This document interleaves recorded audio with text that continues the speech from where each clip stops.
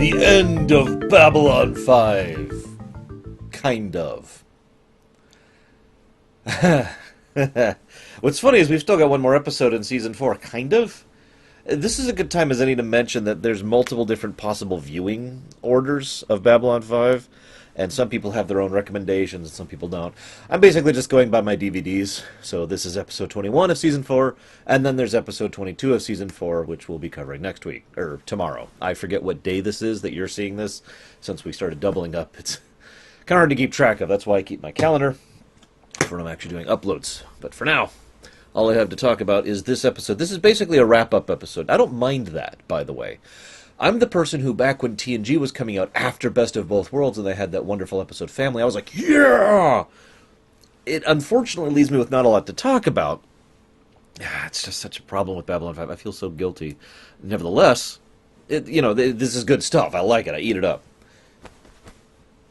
So they did a couple of things. First of all, there's a nice bit with President Luchenko where she tries to say, please, we need to figure out exactly who's responsible. I know everyone's pissed.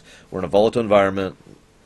We need to figure out who was actually in on this and who wasn't, that kind of a thing. I like that because even though it's probably not going to succeed and it's going to lead to further problems in the future, it is a necessary step to try and avoid the cycle of violence. For those of you who don't know what the cycle of violence is, allow me to elaborate. It's kind of related to the sins of the father concept we've talked about before.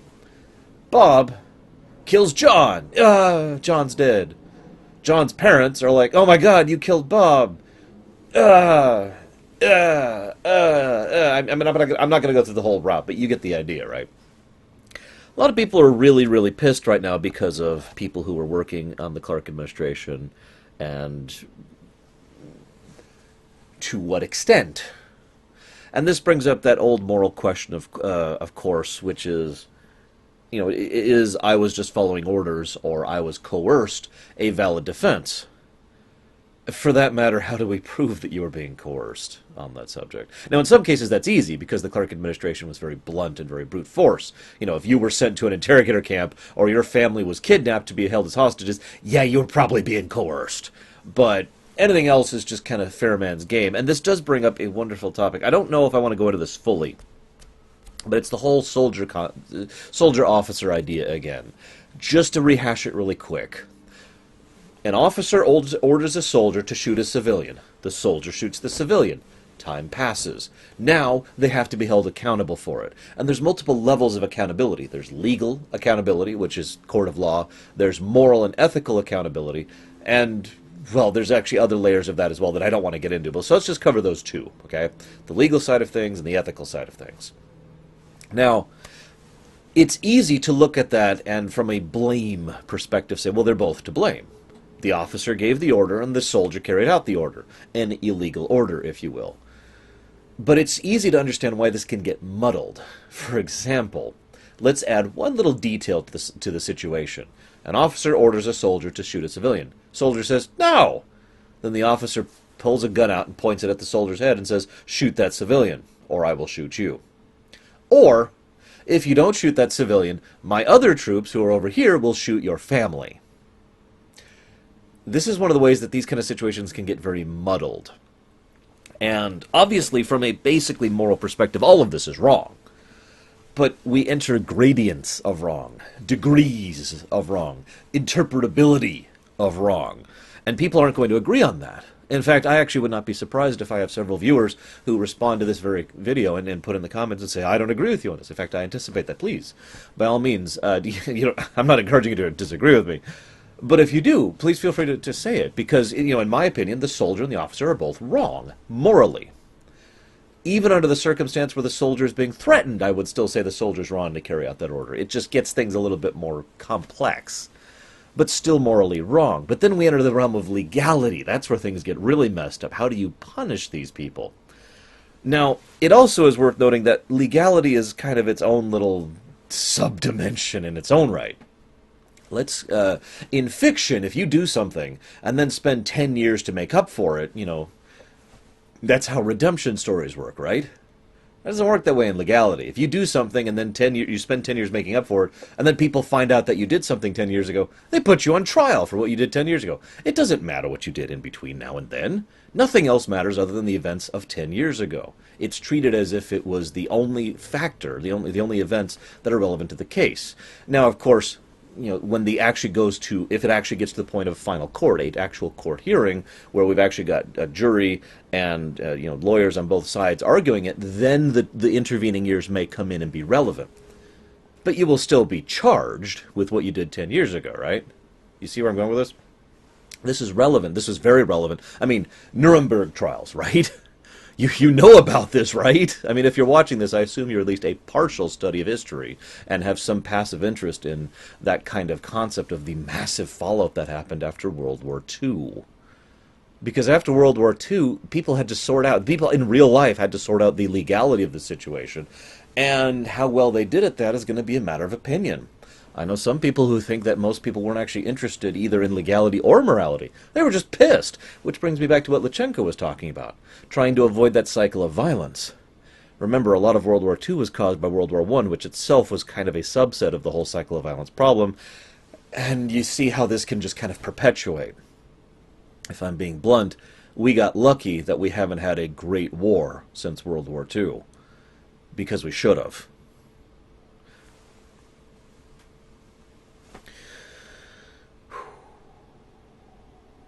So, let's talk about Ivanova. There's this great line. Is she stable? After a fashion. I gotta be blunt, I actually cried during that scene. Once again, the actress managed to nail it.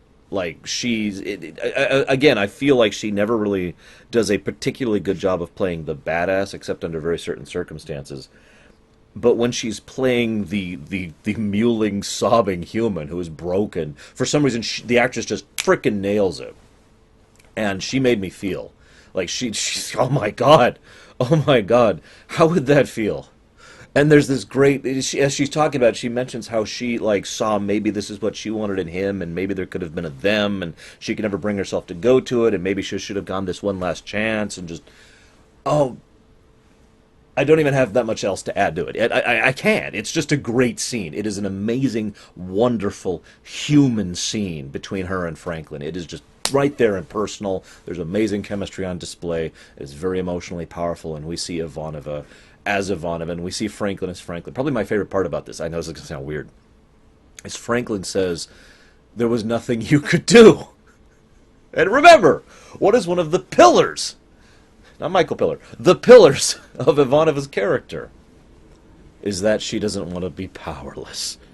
Telling her that there's nothing she could have done doesn't help. And if you notice, it doesn't help at all. In fact, it seems to make her feel worse.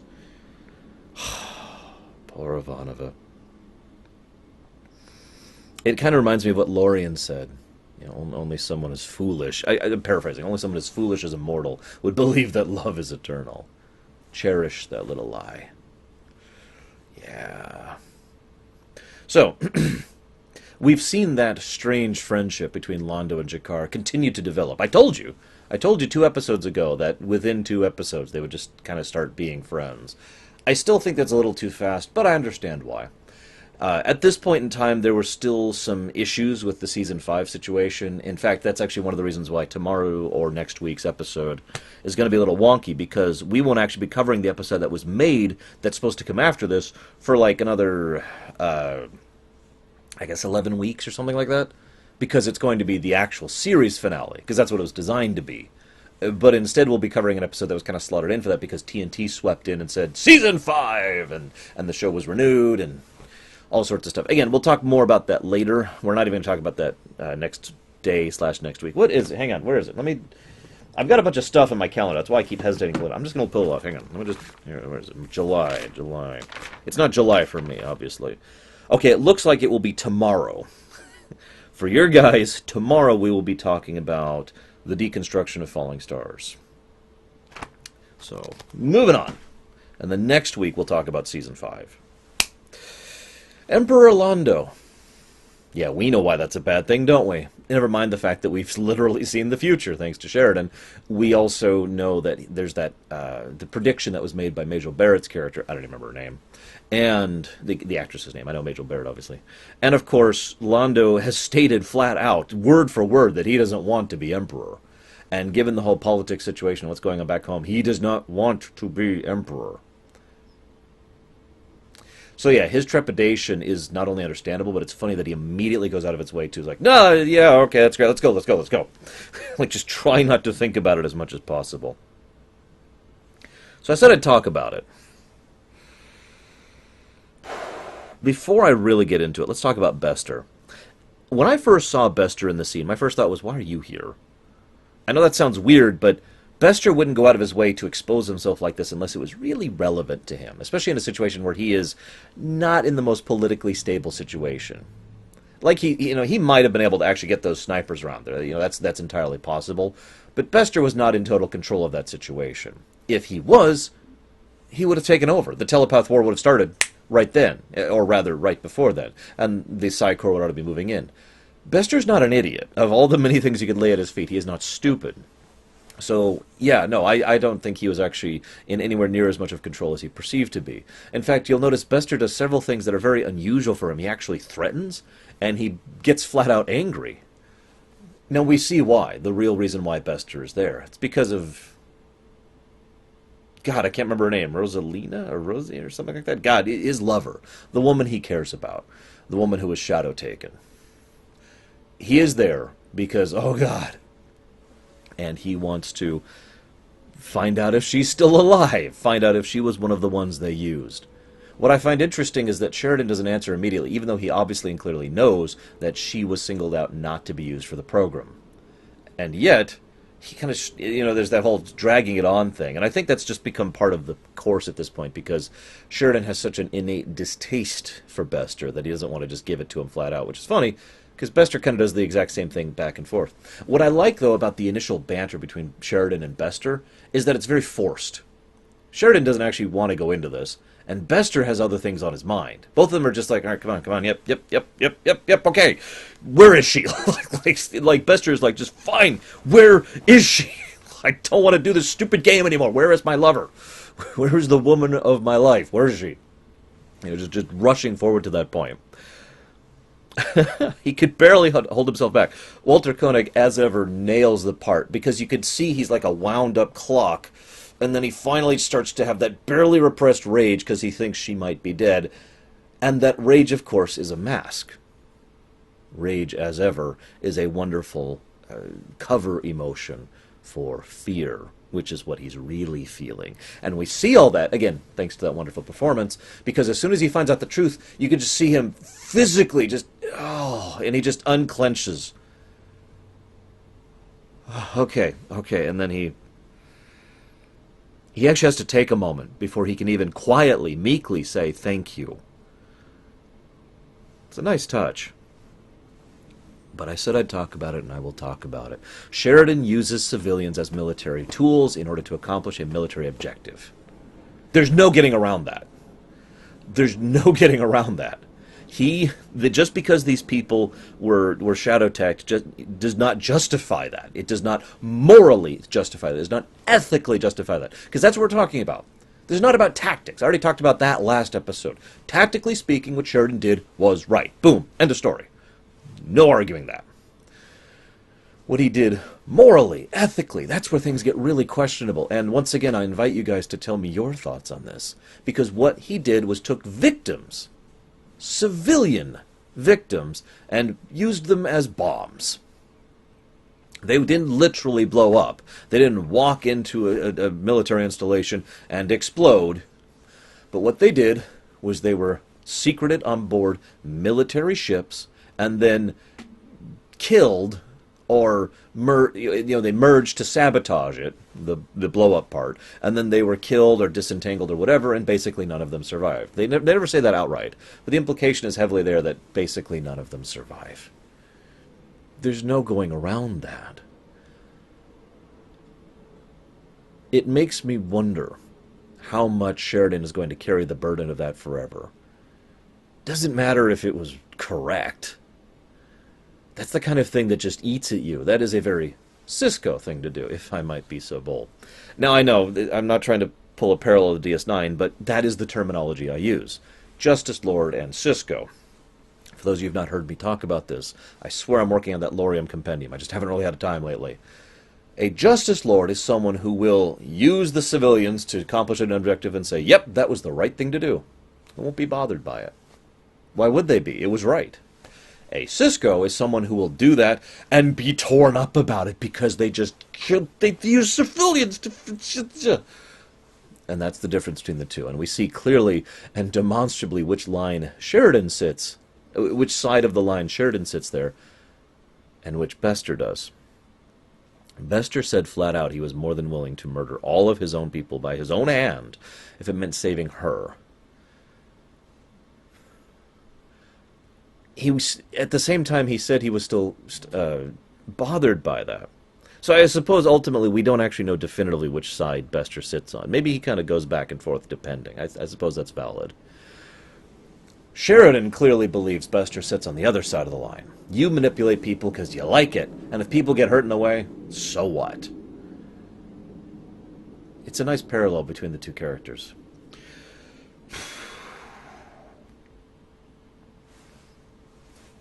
So, I walked around this point a bit, mentally. Every now and again I see something and I just pause the video, pause the DVD, and I'm like, okay, I gotta think about this.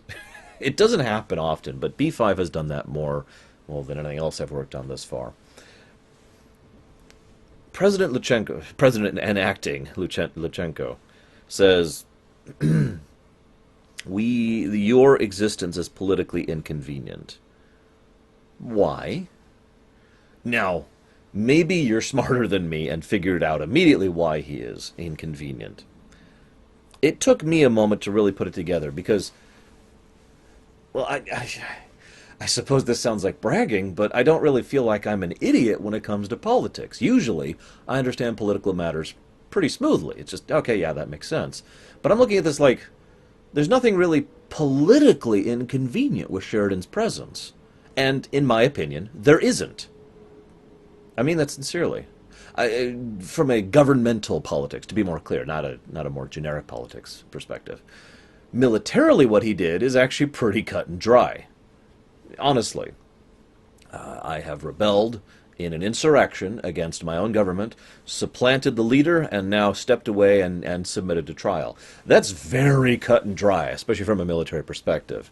In truth, I'm pretty sure the only reason any military tribunal would vote against him was because of the personal political bias of the generals who might be standing on that board, like Luchenko threatened him with. Luchenko, excuse me. So why is it so inconvenient for him? Why does she want this to happen to him? Well, there's two answers. One, she's an idiot. I don't think that's it.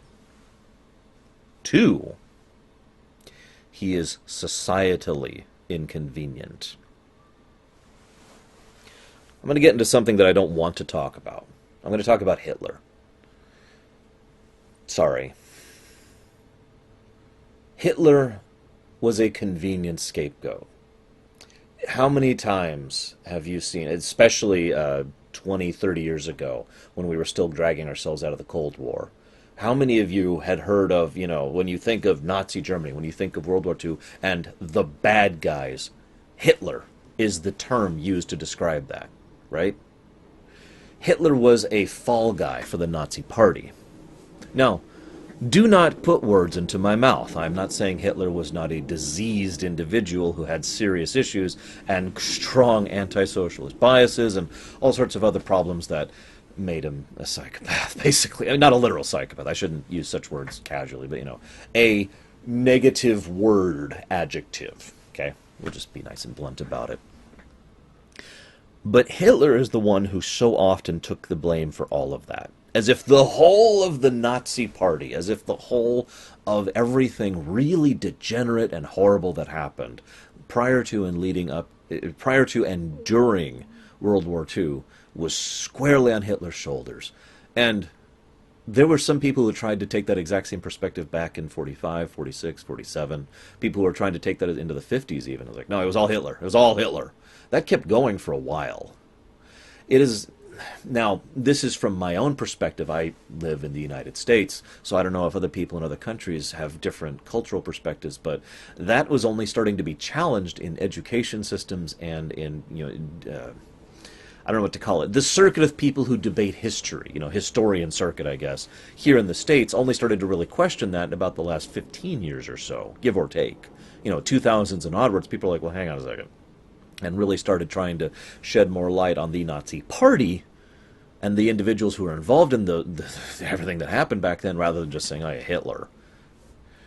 I bring this up with regards to Babylon 5 because of Clark. Luchenko demonstrably, at least twice that I can remember right off the top of my head, in the way she phrases something, in the sentence structure she uses, pretty much puts all the blame on Clark. I mean, God's sakes, right at the beginning there's this ISN report where someone has scrawled on a piece of paper, a traitor to Earth, and put it over his head just so everyone could see his frickin' corpse with traitor to Earth on it. So much of the blame for the Clark administration was put on Clark. And I've talked so much these last 10, 15 episodes, I don't even know how long it's been at this point, about how it's the Clark administration that has been the problem, not Clark. Clark was a lonely, sad man in a dark room who died empty. Right? I'm not saying he wasn't a deranged, diseased individual either. Luchenko even points out how incredible the reach and power of Clark was when we've actually seen demonstrably that's not actually true. Sheridan hits her in the face saying, what you did was you cowered, and you didn't unite, you didn't rebel. And she says, no, we couldn't, people were watching us. And yet we know people had been successfully avoiding the Clark regime and rebelling against it, even on Earth. There were already cracks in the Clark administration armor. She hides behind that. So to bring this all around back to Hitler, I think she is trying to set Clark up as Hitler 2.0 in an effort to try and move away from the inconvenient truth. Let me use a different phrase for that. The uncomfortable truth of what was really happening. And that was, people were just going along with it. I've talked about this before, and JMS himself has talked about this as well. You got the sliver of people who are, hardcore, we support the Clark regime. Then you got the people who are afraid. Then you got the people who are powerless, right? Sheridan is a living, demonstrable example of, no, we could have stepped up and fight, and we did. We did it with nothing. She talks about it as if he had an easy take of it. Oh, you were the only one who could move without Clark knowing what was going on. Now, I have no doubt that Clark was wigging out because of Babylon 5. It's probably one of the reasons why he overstepped himself when Babylon 5 first stepped away, and he immediately sent the destroyer group after them. It's like, oh God, oh God, oh God, quick, quick, quick, because he's an idiot. But Luchenko is completely not acknowledging all of the horrible stuff that Babylon 5 had to go through, all the terrible choices, and just barely being capable of keeping alive, having to just stay solvent, fighting a shadow war while accomplishing all of this. They were on their own. And the only reason they didn't stay on their own was because, well, honestly, because of Londo and Jakar and Delenn. Those three really helped to band things together. But you get my point, right? Luchenko is too easy to hide behind her own guilt or shame, or maybe she legitimately is a politician in the negative sense of the word. Someone who just doesn't want to take blame. Nope, wasn't me. No, I have this alibi. I couldn't move because there were people watching me. See? Yep. Absolved of all guilt. I was not responsible for the Nazi Party just because I was a member of it. Now, I'm not accusing her of being a member of it directly, but do you understand where I'm going with this? If you don't, I'm going to keep talking because that's my job. Or my work, actually. I think Luchenko wanted him out of the way because too many people don't want to face the truth that they were all responsible for this. Sheridan is just too much of an overt example of the fact that we could have risen up and fought, and we could have succeeded at it because we did. We can now, with hindsight, look back and say, yeah. And again, the guilt or the shame or the blame of that is something people don't want to face. So get rid of Sheridan, one way or the other, and put all the blame on Clark. And she does both of those things constantly the entire episode.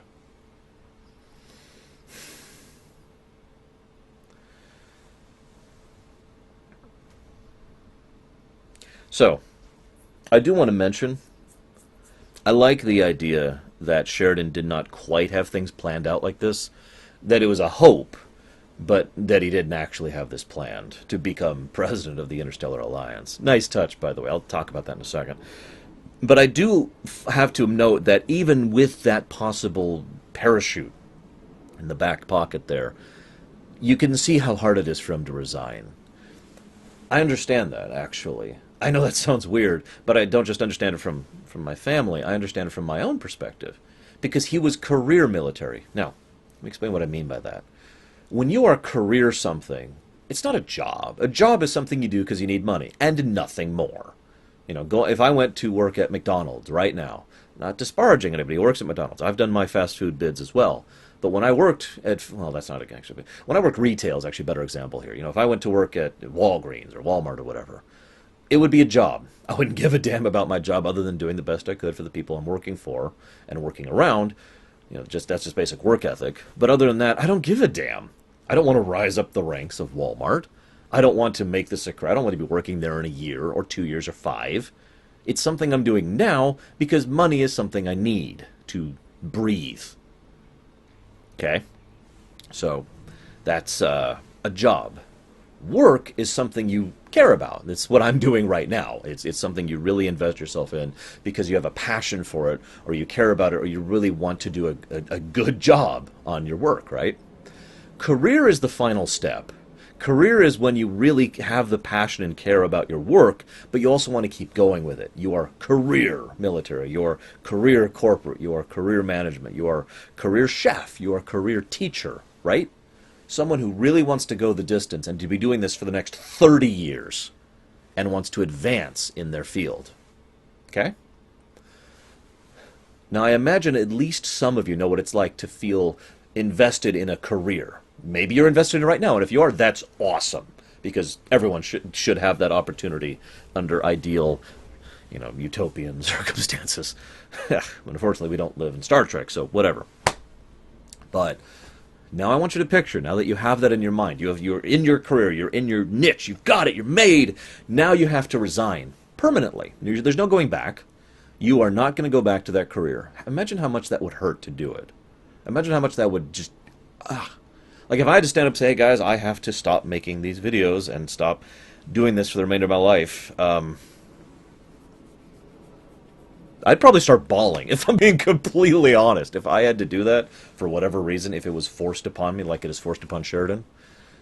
He does a good job of keeping it together as best he can, but he stands up there and he's just like, yeah, no.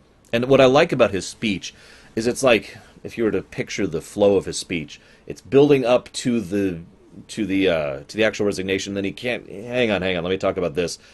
Hang on, let me talk about this. Like, he doesn't want to get to the point where he actually resigns.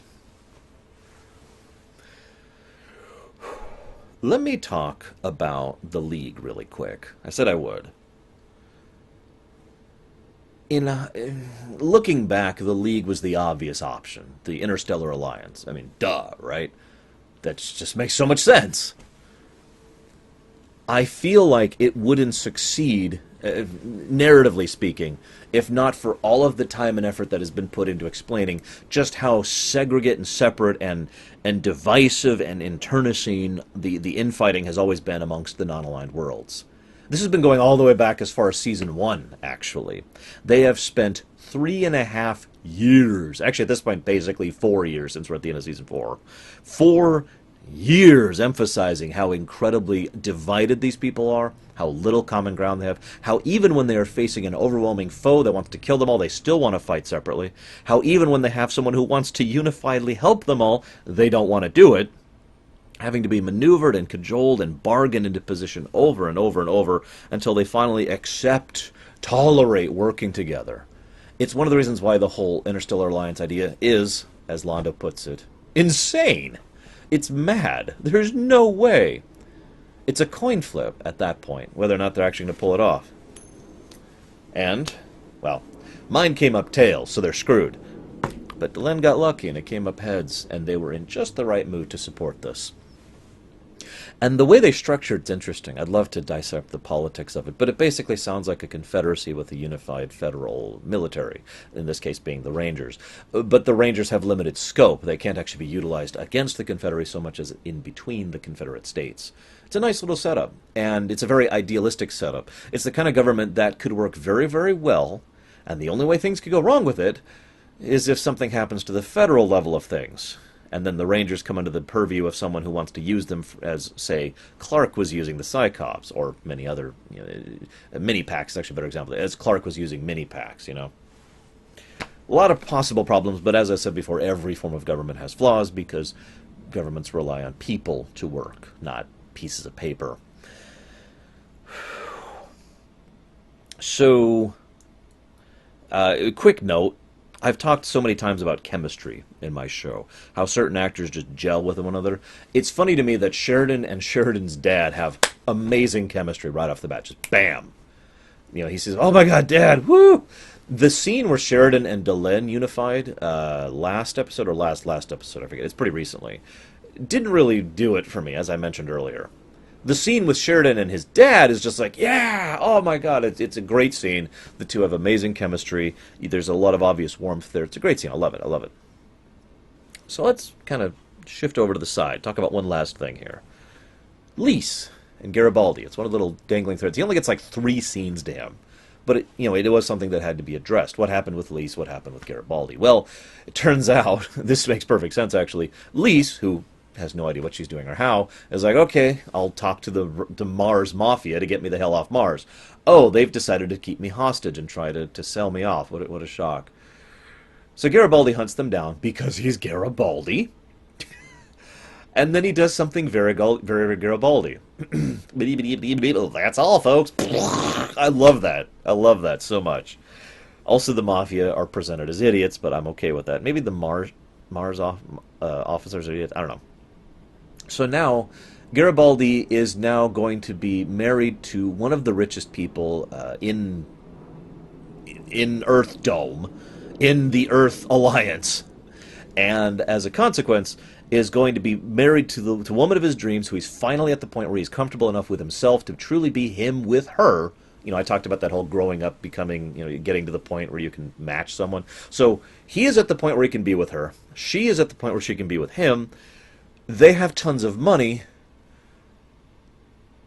Wow! I mean, just that really turned around for Garibaldi in a hurry, didn't he? Considering how long ago it was that he had basically lost everything and was desperately trying to fix the mess he had created thanks to Bester.